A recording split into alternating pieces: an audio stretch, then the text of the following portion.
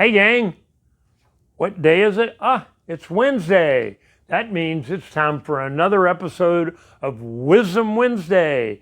This is the last one in the month of June. I cannot believe that June has just zipped by.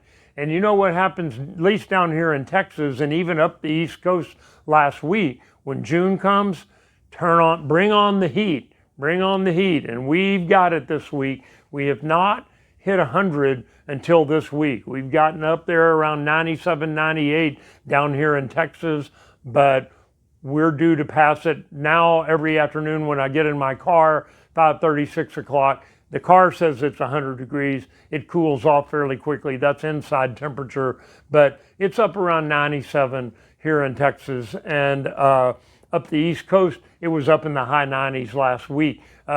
Even up into northern Maine, they were close to 100 degrees. And those people don't have air conditioners. At least we know how to stay cool in the summertime because we have air conditioning. So we're going to talk about that today. We go through this pretty much every summer, at least one episode of how to recognize that you're having a problem with the heat, and then 5 things you can do about it. So before we get to that, I want to thank everyone that took the time to vote for the 2-week voting period for the community awards that used to be called Best of Austin, and then they changed it to Community Choice Awards.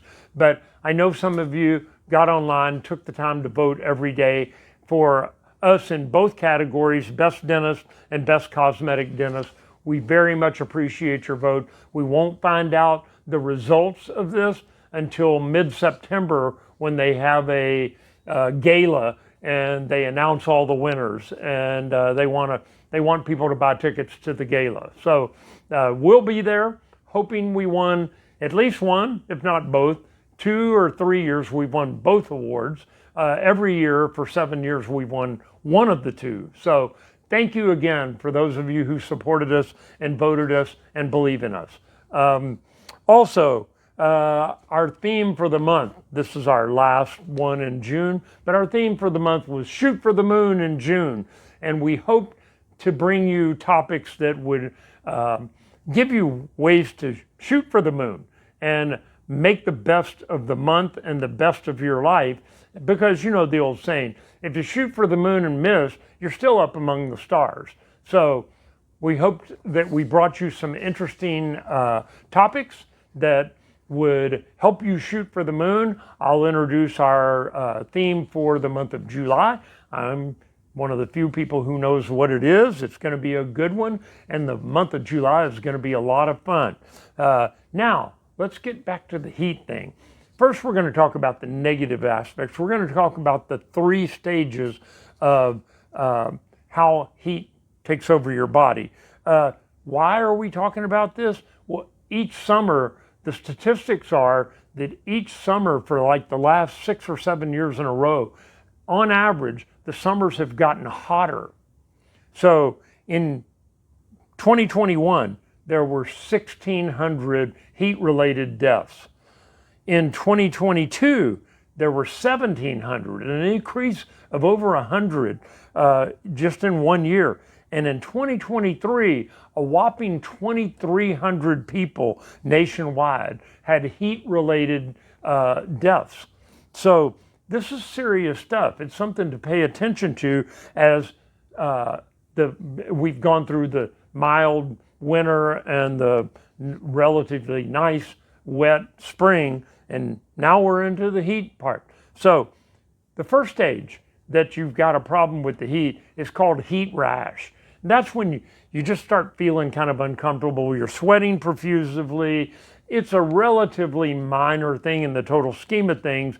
Everybody has probably experienced heat rash where you just start feeling a little hot and like you need to get in a cool place. Your hands may swell up a little bit, your ankles may swell up a little bit, your extremities. And as soon as you get into a cooler environment or jump in a swimming pool, the symptoms are gone. Second stage, heat exhaustion. Now this is getting a little more serious. With heat exhaustion, people typically get dizziness, they get headaches, they get nauseous, they start feeling sick at their stomach. I've experienced that one time in my life when I went up to Wichita Falls to do the Hotter Than Hell bike ride, and we didn't get a whole lot of sleep the night before. Probably partied a little too much at the Olive Garden there, and then got up early and I jumped on the bike, and I didn't drink enough water because I was trying to catch up with some friends because I got a little bit of a late start because of aforesaid night before. And about 30 miles in, I stopped at a rest stop, and I had to sit there for about 45 minutes. And this is back when I was in my mid-30s. I was in great shape and riding those kind of rides nearly every weekend.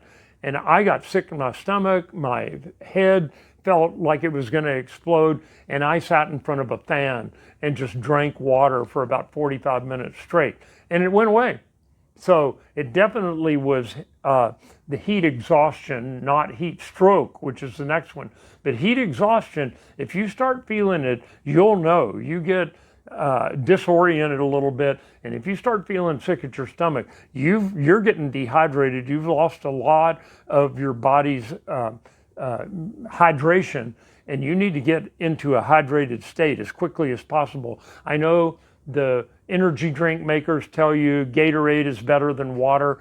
The studies show that plain cold water is the best thing to get absorbed into your system when you're suffering some heat-related symptoms. Drink cold water, and as much of it as you can get down. Get into a cooler environment. Get in the shade. Cover yourself with wet washcloths on your head, on your arms, on your extremities, your ankles, and just be still as much as you can. Or if there's a swimming pool or a body of water close by, go jump in. That'll cool you off because your whole body is immersed in the water, and it's going to take on the coolness much quicker than you would out in a warm environment. If you're indoors and you don't have access to air conditioning, put a cup of ice in front of a fan. It's like poor man's air conditioning, but it'll cool you off rather quickly. Or open a refrigerator and stand in front of it. But it's important to reverse these symptoms as quickly as possible. Typically it goes away in 30 to 45 minutes, like I experienced too. And I finished the bike ride, dumb person that I was, but had no more problems with it. But I drank a lot of water that day. Third stage, this is potentially fatal. This is those thousands of people that die every year. They ignored the symptoms of heat exhaustion, and they went into heat stroke. This is when your body's temperature rises above 100 degrees, typically up at 103, 104, and is sustained there. At 103, you start losing brain cells. Your body is so hot that you can't think straight. And so a lot of people get into heat stroke and they just pass out. And if you're out on a tennis court or something like that, hopefully you're with some people that recognize what is going on with you and get you off that hot court and out of the direct sunlight into a cooler environment. But that's one for calling 911. When you get into heat stroke, you're potentially damaging your body in irreversible ways. You can get brain damage, you can get kidney failure, you can get all kinds of other conditions from that. So just stopping and drinking water isn't going to cut it. You've got to go to the emergency room and get hooked up to IV fluids to recover from that as quickly as possible. So there's the negative side. Let's talk about the positive side. Let's talk about how to keep from getting there, especially with the hot summer coming up. 5 ways to survive heat-related illnesses. 1, the easy one, stay hydrated with water. They used to tell us when I was doing all the bike riding, and they still tell us at tennis tournaments, drink before you're thirsty and eat before you're hungry. And we'll get to the eating part, but I'm talking about the hydrated part now. Nothing works better than nice cold water. And drink a lot of it. Drink it until you feel like your stomach's full of water. It will get absorbed fairly quickly, but you want to stay hydrated and keep from getting overheated. So carry a bottle of water with you if you're going out hiking or something like that, because if you ask anybody that's hiked the Grand Canyon, they'll say most of the deaths occurred because the person that either got hurt or died on a hike, they got lost, so they didn't know where they were, and then they ran out of water. And that's fatal when you're in 110 degrees. Number 2, stay inside during the hottest parts of the day. Duh. I mean, some people just can't do that. I see the poor construction workers downtown with all their long sleeve shirts and safety vests and hard hats on. They don't have a choice to stay inside between 10 and 4. But if you do, that's a good idea. You can get plenty of sunlight before 10 a.m. and after 4 p.m., especially now that it's staying light till 9 o'clock at night. But try to stay inside during those hottest parts of the day. Most people say that the hottest part of the day is around 4 o'clock. Certainly true on the tennis court, because it's had all that time to absorb that sun, and the surface on the courts can be like 120, 130. So it'll cook you. Number 3, set your air conditioners to a lower temperature. If you're able to do that, of course, that means your utility bill is going to go up on the other end of that equation.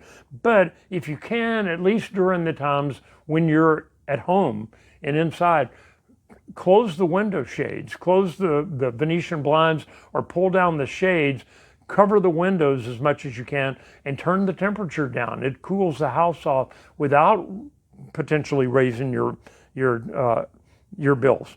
And like I said earlier, if you don't have air conditioner, if it's not working for you, put a cup or a bowl of ice in front of a fan and let the fan blow directly on you. I've come in from being outside and it being really hot, taking a walk around the hike and bike trail, and just opened the refrigerator and stood in front of it with the AC going too. But that cools me off plenty fast, especially if you're in wet clothes. Number 4, this doesn't seem like it would have anything to do with it, but like on the bike rides, they'd say, eat before you're hungry and drink before you're thirsty. Eating small meals throughout the day is good in general, but it's especially good for helping you handle the heat. It's good for your body to get a little bit of food multiple times during the day, or at least when you're out there doing these outdoor activities where you're liable to succumb to a heat-related illness. And number 5, if you're feeling overheated, the top of your head is actually one of the main thermostats of your body. And so if you cool your head off, that's why if you put a hat on in the wintertime, if you're cold and you cover your head with either one of those wool caps or any kind of hat, it warms your head up and your body thinks it's getting warmed up too. There's some kind of fancy neurological explanation for it that I'm not going to go into, but you can put a cold. When I played tennis in the middle of the summer in tournaments back 20 years ago, I used to keep one cooler that had all my sweat rags in it, and I'd keep ice in there and water and 3 or 4 wash rags, and every changeover, which is every 2 games, I'd take one of those ice cold rags out and set it on top of my head. And then I'd put the other 2 on my wrists, and you only get about 3 minutes, but that would cool me right down. And then I'd take that off, throw it back in the same little cooler, put my cap back on to shade my eyes, and go play another two games. So you want to do something to keep your body cool in those trigger points, those focal point areas. So that's it for your 5 ways to prevent suffering from heat-related illnesses. Now we're going to talk about something that segues into it. Do you know that there is a fruit that can keep you from getting sunburned, or at least can reduce your risk of sunburn? And it's a tomato. Now, most people think tomatoes are vegetables. There was an old saying that knowledge is knowing that a tomato is a fruit, not a vegetable, because it grows off a plant that comes out of the ground and it's got seeds inside of it, which is the definition of fruits. Think about that. But they'd say knowledge is knowing that a tomato is a fruit. Wisdom is knowing not to put it in a fruit salad. So, but tomatoes have lycopene in them, which is a enzyme, I believe, not an amino acid, that actually helps keep you from getting sunburn. So eating more tomatoes may help you with that. They did a study, and I would have thought they would do this in Italy, where they did a study on people for 10 weeks, people who ate tomato paste daily versus people who did not. And the people who ate tomato paste daily for 10 weeks were much less likely to get sunburn with the same amount of sun exposure. So keep that in mind. That's something I didn't know till I read over this report today. So if you can, enjoy a nice cold tomato and watch your sun exposure. Stay safe out there, stay cool if you can, and I will see you next week for another episode of Wisdom Wednesday.